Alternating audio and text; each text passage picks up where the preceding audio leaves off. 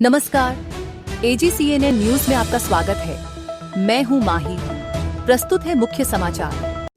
मैं यहां माननीय सदस्यों को आगे भी सभी वादों का तीव्र गति से क्रियान्वयन सुनिश्चित करने के लिए आश्वस्त करते हुए कहना चाहूँगी।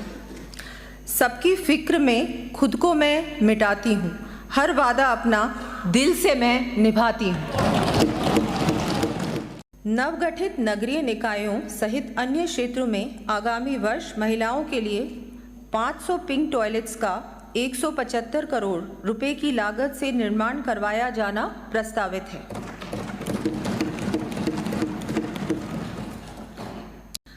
हमने अल्प अवधि में ही पूंजीगत व्यय में 40% से अधिक की वृद्धि करते हुए 9,600 किलोमीटर से अधिक नवीन सड़कों का निर्माण एवं 13,000 किलोमीटर से अधिक सड़कों का उन्नयन किया है। साथ ही माननीय प्रधानमंत्री जी के अभूतपूर्व सहयोग से राम जल सेतु लिंक परियोजना को धरातल पर उतारने का कार्य प्रारंभ किया है। राजस्थान बजट 2025 जल संकट से निजात के लिए बड़ी घोषणाएं। राजस्थान सरकार ने राज्य में जल संकट को दूर करने के लिए अपने दूसरे पूर्ण बजट में कई अहम फैसले लिए हैं। वित्त मंत्री दिया कुमारी ने विधानसभा में बजट पेश करते हुए कहा कि सरकार जल आपूर्ति को सुलभ और स्थायी बनाने के लिए प्रतिबद्ध है। इस बजट में पेयजल योजनाओं के लिए बड़े पैमाने पर वित्तीय आवंटन किया गया है। पेयजल योजनाओं के लिए प्रमुख घोषणाएं: मुख्यमंत्री जल जीवन मिशन शहरी की शुरुआत, 5,830 करोड़ रुपए की लागत से विभिन्न कार्य होंगे। 20 लाख ग्रामीण घरों में पेयजल कनेक्शन के लिए 425 करोड़ रुपए का प्रावधान। 1,000 ट्यूबवेल और 1,500 नए हैंडपंप लगाए जाएंगे। जल परियोजनाओं के संचालन के लिए 1,050 तकनीकी कर्मचारियों के नए पद सृजित होंगे। राम जल सेतु लिंक परियोजना को मिली रफ्तार। राजस्थान में पानी की समस्या का स्थायी समाधान निकालने के लिए राम जल सेतु लिंक परियोजना को गति दी गई है। इस परियोजना के तहत 9,400 करोड़ रुपए के कार्य शुरू हो चुके हैं, जबकि 12,807 करोड़ रुपए की परियोजनाओं को मंजूरी दी गई है। राज्य में 9,300 करोड़ रुपए की लागत के नए जल आपूर्ति कार्य किए जाएंगे। जल संरक्षण और सिंचाई योजनाएं: 3.5 लाख हेक्टेयर क्षेत्र में ड्रिप एवं स्प्रिंकलर इरिगेशन सिस्टम लागू करने के लिए 1,250 करोड़ रुपए का अनुदान। 50,000 नए तालाबों का निर्माण। 20,000 किलोमीटर लंबी सिंचाई पाइपलाइन बिछाने के लिए 900 करोड़ रुपए का बजट। 4 लाख किसानों को सिंचाई सुविधाओं से जोड़ा जाएगा। 17 जिलों को मिलेगा लाभ। इस परियोजना के तहत राजस्थान के 17 जिलों जयपुर, कोटा, बूंदी, अजमेर, भरतपुर आदि और मध्य प्रदेश के 13 जिलों गुना, मुरैना, शिवपुरी, इंदौर, उज्जैन आदि को जल आपूर्ति का लाभ मिलेगा। इस योजना से राजस्थान को कुल 4,102.60 MCM पानी मिलेगा, जिसमें 1,744 MCM पेयजल, 1,159.38 MCM सिंचाई जल और 108 MCM भूजल पुनर्भरण के लिए उपयोग होगा। सरकार के इन फैसलों से राज्य के लाखों लोगों को जल संकट से राहत मिलने की उम्मीद है। राजस्थान उप मुख्यमंत्री दिया कुमारी ने बजट पर कहा, हमने 2.75 लाख नौकरियों का वादा किया, महिलाओं के लिए लखपति दीदी योजना लाई, बच्चों के पोषण पर जोर दिया, स्वास्थ्य, सोलर प्लांट, ग्रीन बजट पर ध्यान दिया। बांसवाड़ा में पर्यटन बढ़ाने हेतु ट्राइबल सर्किट की घोषणा की। चाहे युवा हो, युवाओं को भी लगभग 3.25 लाख जॉब्स का आश्वासन हमने दिया है, घोषणा भी की है। सरकारी और निजी क्षेत्र में महिलाओं को 20 लाख महिला लखपति दीदी की भी हमने बात की है। हमारे बच्चों को भी और अच्छा न्यूट्रिशन मिले, उसके लिए भी हमने बहुत सारी घोषणाएं की हैं। हर प्रकार से, चाहे स्वास्थ्य हो, चाहे रोड्स, आपने देखा, मैंने पढ़ी नहीं सूची, पर लगभग 20 पेजेस की सूची थी सिर्फ नए रोडों की और ROBs, RUBs और इन सब चीज़ों की, इंफ्रास्ट्रक्चर की। हेल्थ पे भी ध्यान दिया गया है। माँ योजना का स्कोप बढ़ाया है, अब प्रदेश से बाहर भी वो इलाज आराम से उनको मिलेगा।